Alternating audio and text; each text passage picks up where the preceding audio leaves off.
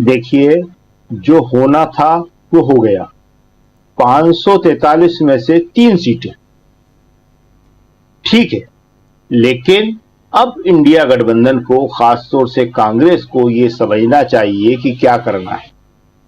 2 चरणों के चुनाव का रुझान क्या है, उन्हें इसका बड़ी अच्छी तरह आकलन करना चाहिए और उससे जो इनको आत्मविश्वास मिला है उसको और आगे बढ़ाना चाहिए।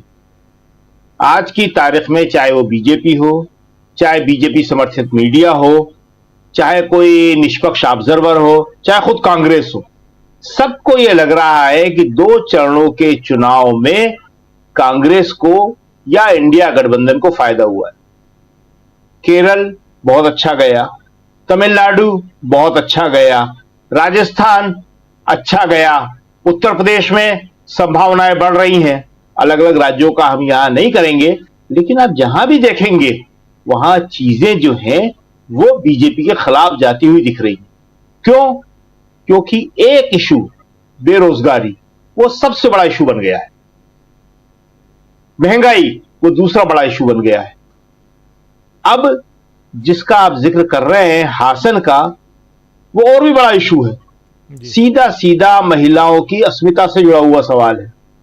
जिस नारे पे मोदी जी 2014 में सरकार में आए थे, अब नहीं होगा नारी पर अत्याचार, क्या था वो है, अब की बार मोदी सरकार, तो उस नारे पर ही सीधा सीधा वार है ये कि आपका एक प्रत्याशी जिसके लिए आप कह रहे थे कि उसको दिया हुआ वोट सीधा मुझको मिलेगा।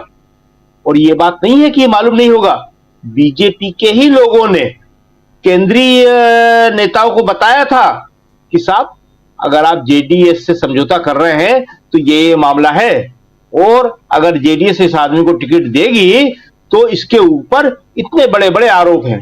तो बात कोई छुपी हुई नहीं थी। लेकिन बड़ा मामला तो तब बनेगा जब अब तक इसमें टीवी डिबेटें हो चुकी होती। आज कोई टीवी डिबेट की, किसी ने कोई टीवी देखा, कोई खबर है कि टीवी डिबेट हो रही है? इस पे कोई चैनल जो है अपने मुख्य कार्यक्रम बना रहे हैं? किसी चैनल ने अपने रिपोर्टर्स को हासन पहुंचाया है? यहां तो जर्मनी और यूएस और लंदन तक से अपने आदमी पहुंचाते थे, अपने रिपोर्टर पहुंचाते थे, खबरें लाते थे। जर्मन में इनके अपने कॉन्टेक्ट सबके होते हैं, एक समझौता होता है वहां के मीडिया के साथ में। तो कोई जर्मनी से खबर आई? कहीं नहीं है। इसको दबाने की, छुपाने की पूरी कोशिश की जाएगी, लेकिन ये मामला इतना बड़ा है कि दब छुप नहीं सकता। ब्रजभूषण शरण सिंह के मामले को दबाने की कितनी कोशिश की गई, उसने तो दादागिरी भी बताई। उसने तो महिला पहलवानों के साथ ही नहीं, मीडिया के साथ भी बताई जी। लेकिन वो मामला नहीं दबा और पुलिस ने वहां पे चालान पेश कर दिया है कोर्ट के अंदर। इसने एक रिव्यू अपील की थी, वो भी खारिज हो गई है, मुकदमा चलेगा। तो देखिए, हमारे यहां चेक एंड बैलेंस की ऐसी व्यवस्था है, इसीलिए संविधान बदलना चाहते हैं कि उस चेक एंड बैलेंस में कोई बच नहीं सकता। देर हो सकती है लेकिन कोई निकल के नहीं जा सकता। तो ऐसी स्थिति में अब बीजेपी क्या करेगी?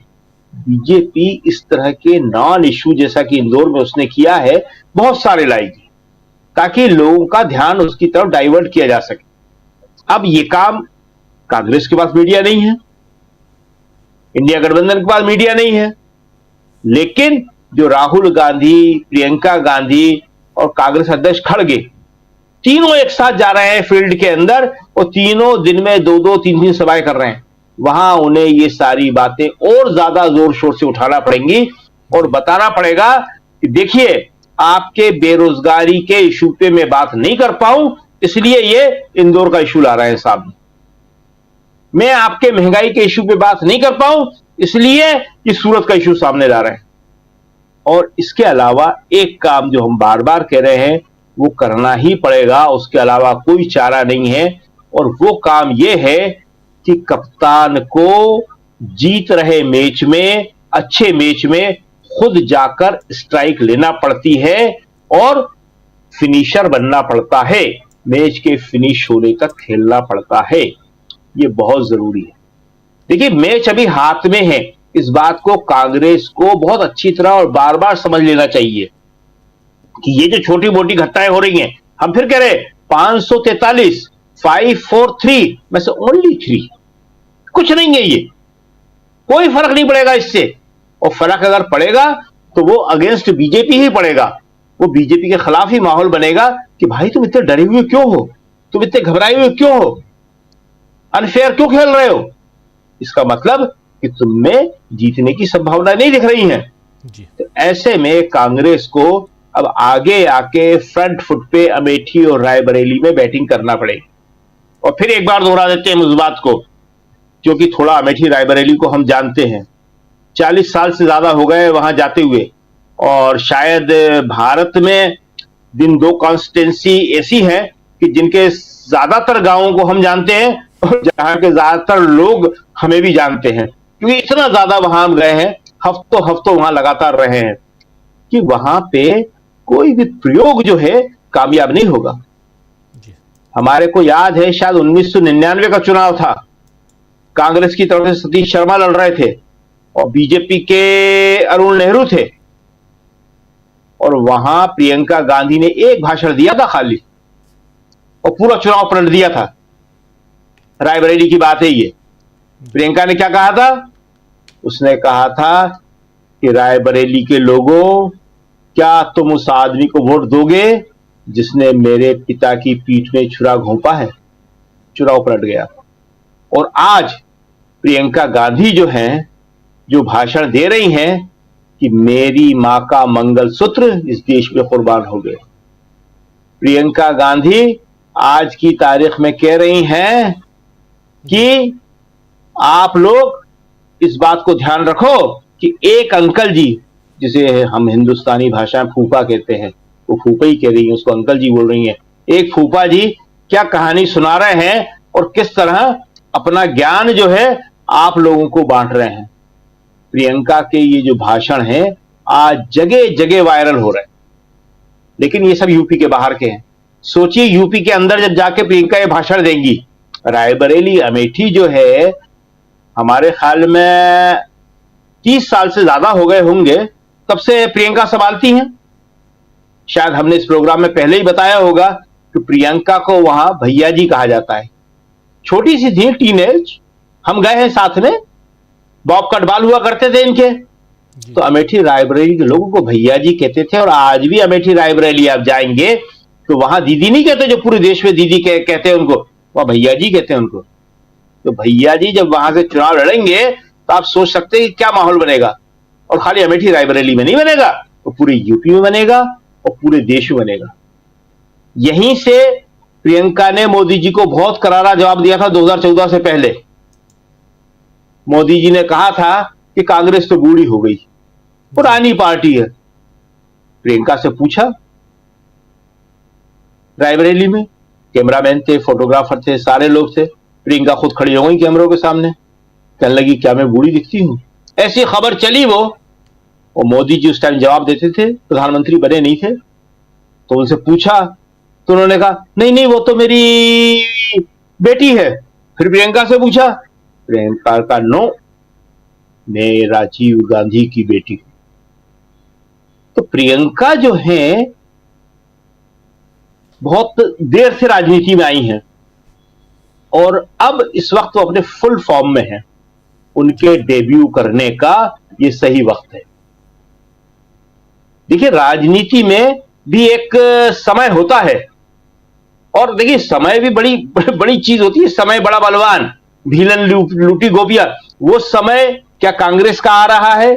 वो समय क्या बीजेपी का जा रहा है? इन सब सवालों का जवाब होगा।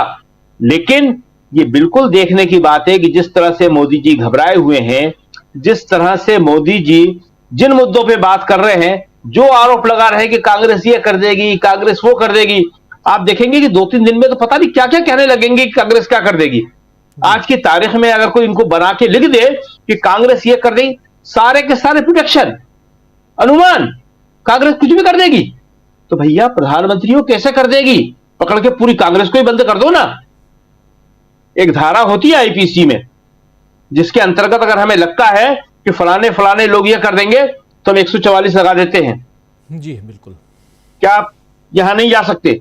तो कांग्रेस भी 144 लगा था पूरी कांग्रेस के ऊपर। तो कांग्रेस इतना खतरनाक काम कर देगी, लोगों की धन संपत्ति लूट लेगी, लोगों के मंगलसूत्र लूट लेगी, लोगों के घर में घुस जाएगी, दंगे करवा देगी, तो पूरे कांग्रेस के चारों तरफ 144 ही लगाना पड़ेगी आपको। जी जी। तो आज की तारीख में चुनाव जो है एक बड़ा ही इंटरेस्टिंग मोड में है, और यहीं से देखना पड़ेगा कि कौन इसको अपनी तरफ खींच सकता है। आप देखते होंगे खासतौर से क्रिकेट में कि जो अच्छा कप्तान होता है, कोहली जैसा, कपिल देव जैसा, वो किसी भी स्थिति में मैच को मोड़ देता है। 83 का वर्ल्ड कप आज के लोगों को देखा होगा उन्होंने, वीडियो बाद में याद होगा, और फिल्म भी आ गई थी 1983 के वर्ल्ड कप के ऊपर, तो जो हमने पहला जीता था, कि किस तरह कपिल देव ने सिर्फ अपने आत्मबल से, अपने सेल्फ कॉन्फिडेंस से, हिम्मत से वो जीत के हिंदुस्तान लाए थे पहला विश्व कप भारत के सम्मान के लिए। 1983 इंदिरा गांधी प्रधानमंत्री हुआ करती थी। जब हम बात करेंगे तो लोग कहेंगे इसमें भी राजनीति आ रही है। 1983 इंदिरा गांधी प्रधानमंत्री थी जब पहला विश्व कप जीते थे। आज तो छोटी छोटी बातों में, ओलंपिक में हमारी यही लड़कियां, जो पहलवान लड़कियां हैं, मेडल लाती हैं, इसका भी श्रेय खुद ले लेते हैं। खैर, वो सारी बातें बहुत सारी हो जाएंगी। तो आज की तारीख में जो है, ये बिल्कुल सही बात है कि मैच जो है हाथ में है, और इस हाथ के मैच को अगर गंवा दिया तो जनता माफ नहीं करेगी। इसलिए इस हाथ के मैच को बड़ी ताकत के साथ, हिम्मत के साथ, अकल के साथ और समझदारी के साथ कांग्रेस और इंडिया गठबंधन को खेलना पड़ेगा। जी राजवीर। जी जी बिल्कुल। आना चाहता हूं प्रशांत जी आपके